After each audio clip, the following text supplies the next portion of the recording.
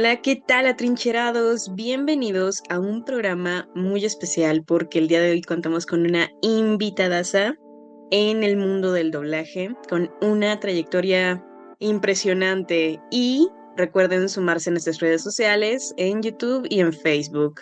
Sin más por agregar, yo soy Estefanía T. Minor. Comenzamos. Hola, buenos días a todos, buenas tardes a los que nos escuchen en la tarde, buenas noches también. Yo soy Cecilia Airol, soy actriz, locutora y directora de doblaje. Soy actriz de doblaje desde hace casi 40 años y directora de doblaje hace más de 28. Y pues sí, toda mi trayectoria ha sido ininterrumpida y siempre trato de dar lo mejor de mí y estoy al servicio de todos los nuevos integrantes que se vayan sumando a la familia del doblaje y la actuación. ¿Qué te atrajo de hacer doblaje de voz? Bueno, yo estudiaba la preparatoria, ya estaba yo grande porque había estudiado primero antes la carrera de educadoras y estando en la preparatoria todavía yo era mentalmente bastante infantil y me encantaban todas las series y yo no me cuestionaba si estaban en español o no. Sin embargo, un día, estando en la prepa, yo ya estudiaba teatro, estando en la preparatoria, me di cuenta que las caricaturas no podían tener una voz en español real porque no eran reales. En ese momento fue cuando yo decidí irme a la Universidad Nacional Autónoma de México a estar de oyente para saber si yo podía conseguir alguna información acerca de eso, antes de estudiar ya la licenciatura como tal. Me voy, ahí conozco diferentes compañeros, me topo con un compañero que se llamaba Enrique Mederos, que en paz descanse, donde él y yo hablábamos de lo mismo, el mismo lenguaje, de que queríamos saber cómo se hacía las voces en español, no la actuación en sí, sino las voces en español para las caricaturas y demás series. Y así fue como conseguimos el contacto del esposo de una compañera que ya trabajaba en el medio, que hoy por hoy es consagrada, que se llama Enriqueta Calderón, y ella nos dice a dónde ir y nosotros llegamos a la cooperativa de doblaje que se llamaba Procineas. Ahí fue donde entramos, pero fuimos nada más como para ver, por curiosos. Y yo en particular, pues yo quería nada más ver porque mis papás ni me dejaban. Entonces entro y de repente lo primero que escucho en ese momento fue el Thunder, Thunder, Thundercats. Lo primero que yo quería saber eran caricaturas y lo primero que tengo en mi oído era eso. Me cimbré por completo, ¿no? Ahí se hacía Dallas, se hacía Flamingo Road, se hacían El Auto Increíble, se hacían muchos. Nos dieron permiso de entrar porque en esa época se decía que tenías que hacer horas nalga, o sea, horas de sala, sentado, viendo, porque era nuestro aprendizaje, era nuestra escuela. No existían escuelas en ese momento, hasta como 2 años después que el señor Alfonso Obregón abre una de las primeras clases para doblaje. Entramos y estuve yo por lo menos como 6 meses. Ahí fue como la magia.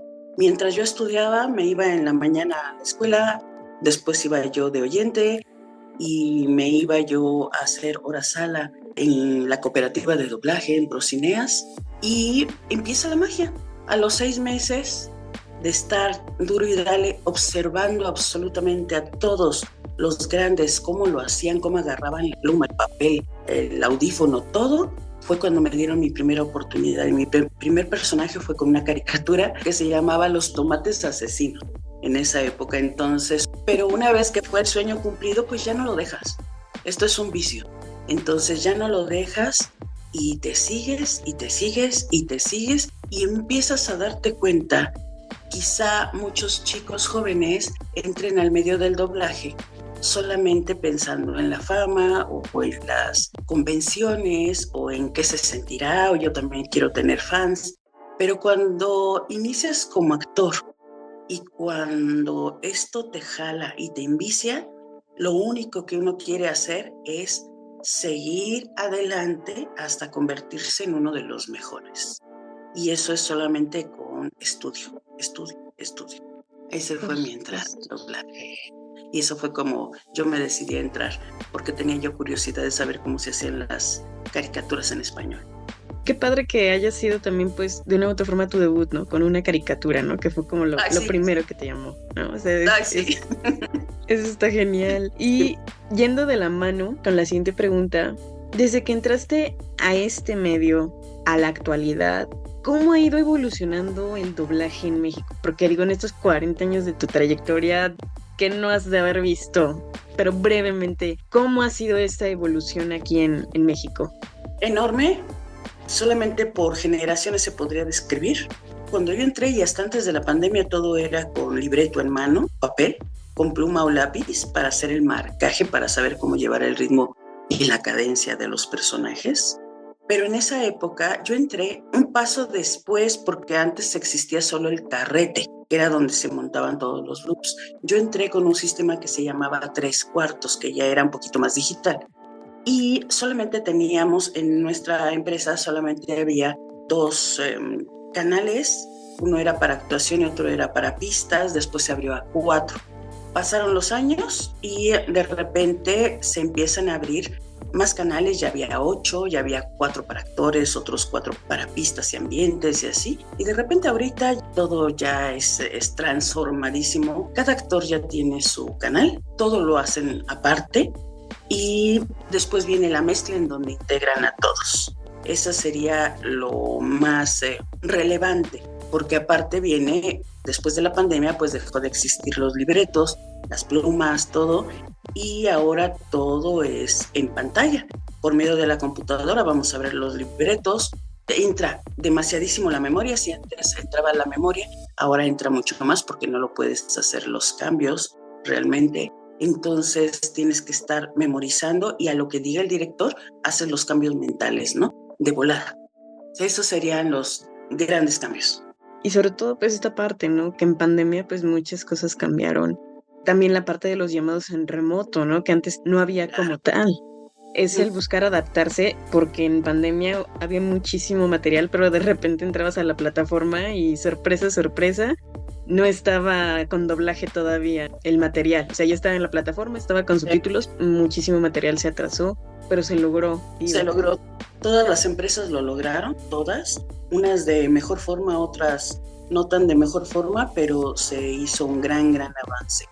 Yo corrí con la suerte de estar en Meliorem, en donde hay el ingeniero en jefe, que es el ingeniero José Manuel Iturralde, creó una cabina móvil, una camioneta hecha cabina, para ir a diferentes puntos de la ciudad y no perder a los actores. Y la empresa dio diferentes cabinas a muchos actores para poder conectarse de volada. Fue un proceso muy largo en todos sentidos, todo fue remoto y eso nos complicaba la vida, pero finalmente después de la pandemia ahora está agilizado todo a la velocidad del rayo, ¿no? Fue muy bueno también. Y ahora, en tu experiencia, ¿cuáles son los retos de dirigir doblaje de voz? Bueno, el primer reto es que tienes que tener cultura, punto. Tienes que tener cultura y si no sabes el tema que vas a dirigir o de lo que se trate, tienes que investigar rapidísimo y estudiarlo. Segundo, tienes que ser actor. No siempre va de la mano que seas excelente actor para ser buen director, ni al revés. Puedes ser un excelente director y no tener tantas bases actorales. Pero tienes que tener cultura. Tampoco implica mucho que seas demasiado joven en el medio o muy grande. Te van a ver trayectorias, sí, pero muchas veces te van a ver estudios, rapidez, que sepas involucrarte en esto, ¿no? Entonces, una vez que tienes estudiado el tema, estudias ahora sí tu producto. Lo estudias muy bien, porque si hay alguna pregunta, el director es el que la resuelve. Haces gran equipo con el ingeniero, pero el director es el que resuelve todas las dudas de los actores y tú le tienes que informar al actor absolutamente todo acerca de sus personajes. Y tienes que llevar el ritmo, tienes que llevar la cadencia, tienes que llevar los tiempos de cada actor para que sepas que cada actor cómo va a entrar y no se atrase la sala porque el tiempo es dinero para todas las empresas, ¿no? Claro. Entonces, eso sería lo principal. y obviamente ganarte el respeto de todos, de las empresas, de los actores, de todo, porque si tú tienes un buen respeto, ellos te van a seguir y tú se los vas a dar a ellos. Y todo va a ser recíproco y va a fluir muy bien. Tú escoges a tu reparto, tienes que saber exactamente a quién llamar, pero también tienes que saber darle esa apertura a los chicos nuevos porque somos de generaciones nuevas. Todos los grandes ya tenemos que darle apertura a todos los nuevos porque nos van a empezar a suplir con todo, ¿no? Y nosotros pues somos los maestros para ellos, ¿no? Ahora, en este caso, que también ha tomado muchísimo revuelo, ¿qué se espera de la regulación de la inteligencia artificial con respecto ya al doblaje?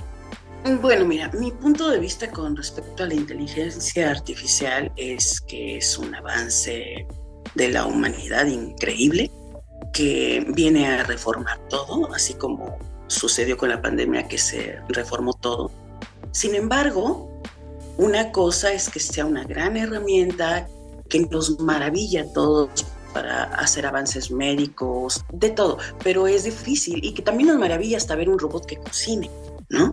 Sin embargo, cuando piensas el trasfondo, piensas en que podemos desaparecer doctores, cocineros, contadores, abogados y todo, ahí es cuando uno tiene que reflexionar y decir, ¿qué está sucediendo? Entonces, en este punto de la IA en el doblaje, creo que una de las bases para reformar esto es, primero, que nunca se pierda la dignidad de los actores con su voz, su estudio, su trayectoria, su esfuerzo, porque es demasiado esfuerzo y no estamos hablando solamente de doblaje de voz, podría ser de cualquier otro ámbito artístico.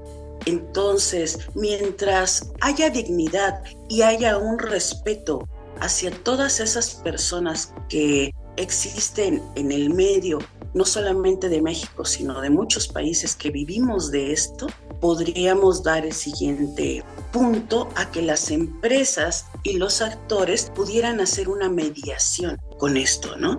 Sin embargo, la forma en la que algunas plataformas quieren imponer la IA es cuando ya no funciona, porque no están viendo el trasfondo de lo que puede venir en el futuro. Y el futuro podría ser desbaratar muchísimas carreras, muchísimos ámbitos artísticos y humanísticos.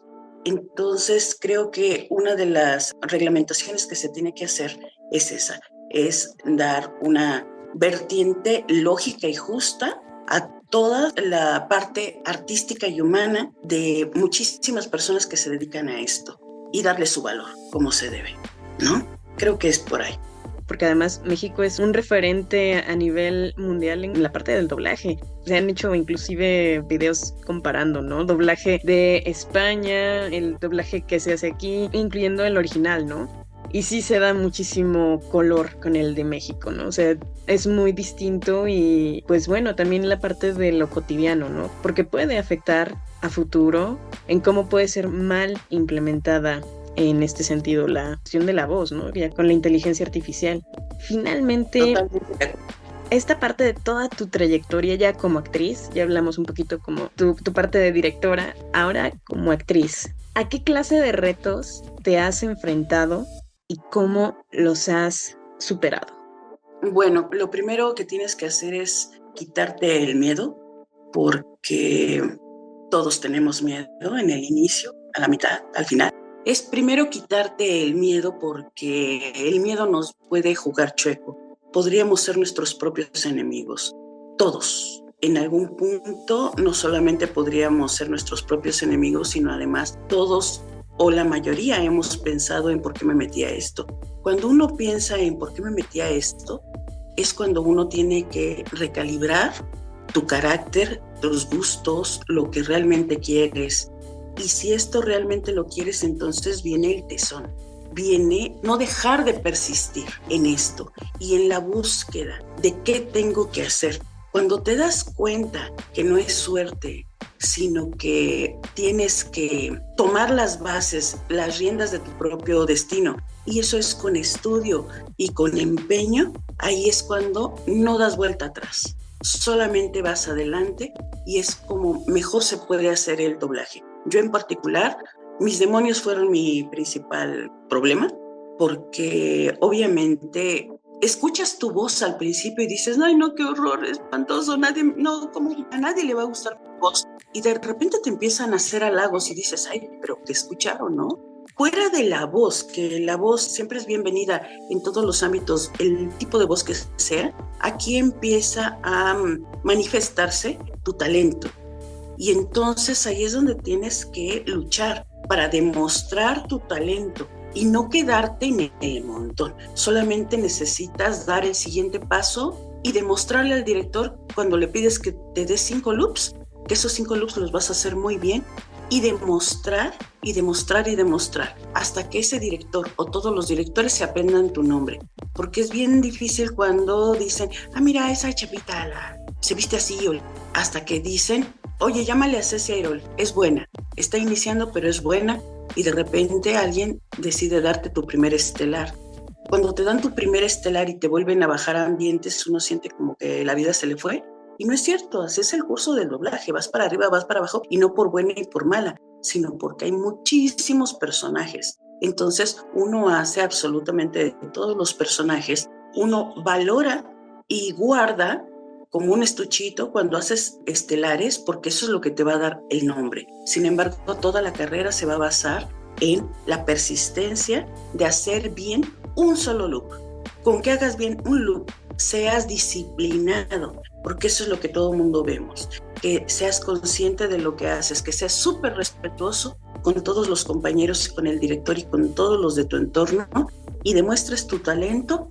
Eso es, y eso es lo que yo hice, y a eso me enfrenté conmigo misma y pues a darle, ¿no? Además de que en esa época cuando yo iniciaba solamente existían pues unas cuantas estrellas en el doblaje que de ahí no salían. Entonces, para poder demostrar que tú podías llegar a algo, sí, era mucho, mucho, mucho tesón, porque los directores eran bastante fuertes, por no decir algunos agresivos, pero tenías que aguantar y demostrar y sostenerte. Esa es parte de mi historia.